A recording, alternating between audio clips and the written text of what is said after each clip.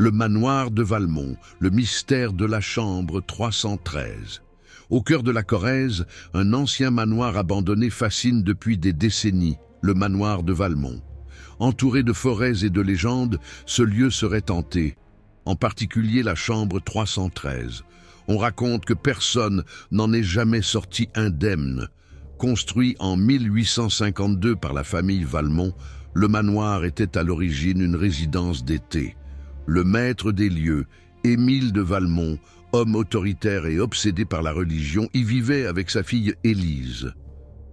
Le 12 juillet 1861, Élise, 17 ans, est retrouvée pendue dans la chambre 313. Aucun mot, aucune explication. Émile sombre dans la folie.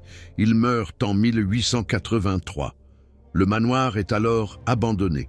Les habitants du village voisin évitent les lieux, évoquant des lumières étranges et des pleurs venus de l'étage.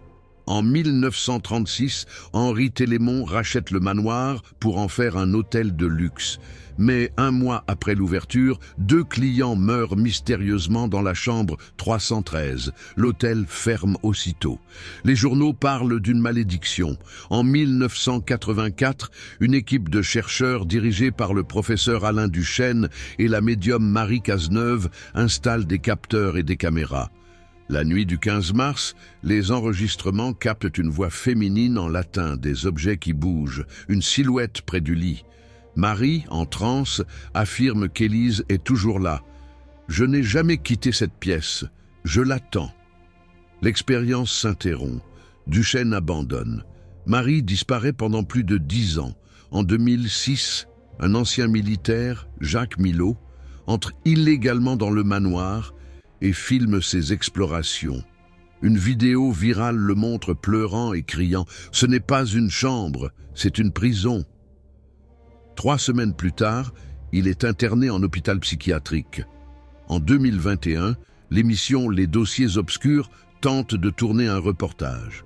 L'équipe fuit dans la nuit. Une jeune fille vêtue de blanc aurait été vue dans le couloir du 3 étages.